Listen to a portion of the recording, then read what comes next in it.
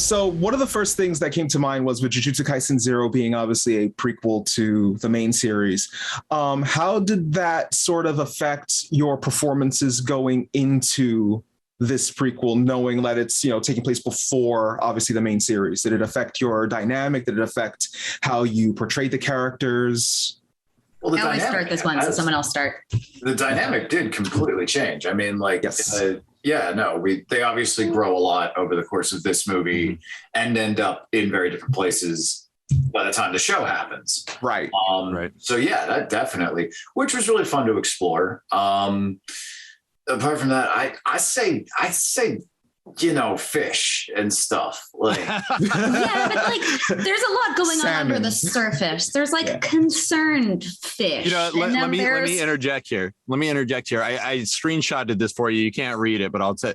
So according to the creator, salmon is an affirmative. Like, yes. Oh, okay. Fish flakes are a negative. Like, no.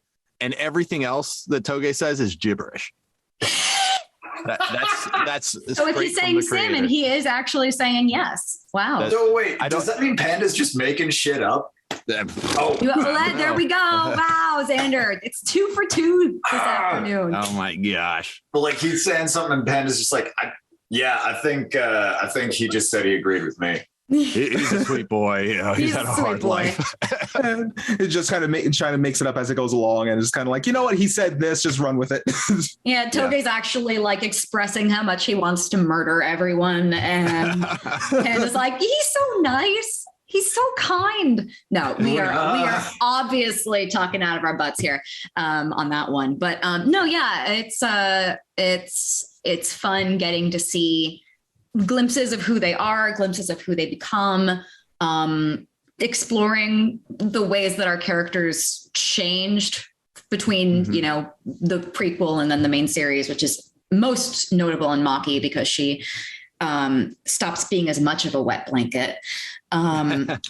Right. Very, very affectionately. She is absolutely a wet blanket and she deserves it. She has earned her wet blanket status. Also, they're a lot jokier in this one because I think they're less trauma. Yeah. I'm going to jump in because she froze, obviously. Yeah. I think what's interesting is the writing, is similar. Of course, the creator writes similarly between the prequel and the show or in the series. And we've got the three of us filling in some of the roles, some of the archetypes that, Yuji and Megumi and Nobara, fill in the show. So I feel like Panda got a chance to be sort of the comic relief that Yuji fills in certain situations. A lot of the callback jokes that Yuji says are said by Panda in the show. And, all that good stuff. You're back. You made it. I made it. Welcome back. I'm very mad at my internet. It started acting up this afternoon. So isn't that always how it goes? When you have to do something, every technological problem happens. Yeah. It actually made a lot of the recording from home and everything that we're doing even more stressful because, God forbid your source connection is being wonky. That's your audio that's going in weirdly. Yeah. And worth pointing out, from start to finish, we have recorded both the series and the movie from home.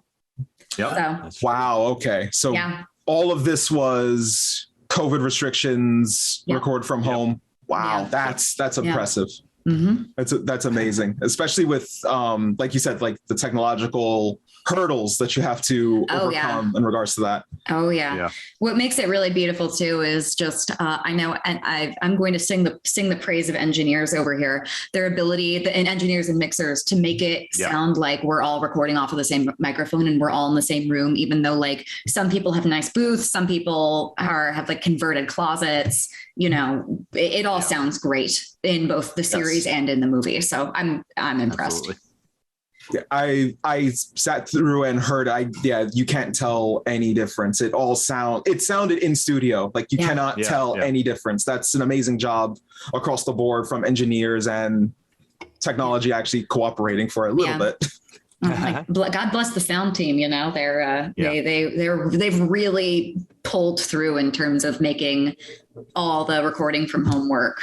We would be nothing without them right now. In general, we would be nothing without them, but especially now that they're dealing with our microphones and our closets and everything. Anyway, that's an aside. Right. I'm vamping. That's fine. But bringing it back to the movie, like you mentioned, the three characters are sort of in a different place than they were in the series. They're all in a different mindset, different mood. How would you just describe their growing dynamic with Yuta Okotsu through the course of the movie? Like, how would you describe that sort of relationship compared to their personalities in the main series? Oh. Well, he's a completely different animal, right, than Yuji. Right. You know, the thing that is so wonderful about Yuji is he's got that protagonist ability to just be bright and cheerful despite everything that's going on around him. And Yuta is very much the opposite, right? Oh, He's shy, he's scared, he doesn't want to be a part of this, he doesn't know what's going on, you know, all that stuff. And so it was really, you know, I think for all three of us, it brought out you know, more extreme aspects of our characters, right? Maki's more annoyed with that. Panda's more understanding of it, and obviously Xander doesn't say bonito flakes at all in the movie. So, we're sticking with this. He doesn't say bonito flakes, saying we don't know if it's true or not, but it's our bit. I took note of it. I'm pretty sure he doesn't. Maki, it's interesting because Yuta brings out both the best and the worst in her, because it brings out so much of her abrasiveness and her impatience, but also, you know, it's Yuta's warmth and appreciation for who she is also really helps her take a step forward and helps her feel accepted for the first time in her life by someone other than her sister. And, you know, we all know how that relationship has turned out based off of the series events. So it's his acceptance of her is an important part of her character arc, just as much as her resistance to him is an important part of her character arc. So. Right. Would you kind of say that the three of your characters would be more like, not mentors, because obviously Satoru, but they would be like sub-mentors to Yuta to help him sort of get acclimated to everything as well? Oh, I think definitely Panda is. Panda is. Maki resists doing it, but I think she falls into that role a little bit. Yeah. Panda, and to a lesser extent, Toge do. Right. One of my favorite aspects of the movie is I'm not going to spoil things, but in the climactic battle, Gojo couldn't be there to help Yuta, and he sends Panda and Toge. He's like, you guys got to do this. No questions asked. Get over there and save him. He's going to die. You know, that kind of thing. Teleportation spell, go. Boom. Yeah. I thought that was one of the coolest parts of the movie. And I loved how, you know, you see a moment, there's like a split second where they're thinking about it. And then both at the same time, they're like, we got you. We're going to do this. You know? Yeah. I love that about their characters. Yeah, the way it all came together during like the ending sort of clash, like you said, the climactic clash really brought a lot of that dynamic to the surface. It was really nice to see it all culminate in that final sequence. It was so cool to watch. Also, we've been talking about how sexy the animation is in this movie. Just buttery smooth. Buttery, like butter. Smooth as butter. Smooth like butter. I guess I think we only have time for like one more question. I think my final question would be with the character dynamic of the three with Yuta.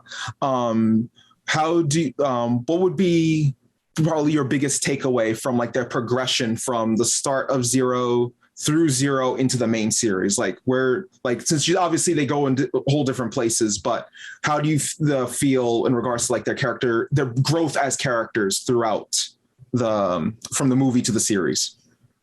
I think I by the end of the movie, I felt this kind of longing when, well, okay, we're not going to spoil the ending, but right, yeah. You know, we know that in the series, you know, they are not a group of four, and it was really cool to see their dynamic finally click at the end of the movie. Yeah, and then there's this longing that I think. You know, I think maybe that's why they change in the series. The three of our characters, you know, we don't connect with the next three quite in the same way because maybe, you know, I don't know. It's not the same as the first time. No. And I mean, and in that situation, they also definitely take more of a mentor role to Megumi and Nobara, and then Yuji when he rejoins the class. I'd say that for Maki, it's a growing sense of belonging and both acceptance from her peers and also self-acceptance.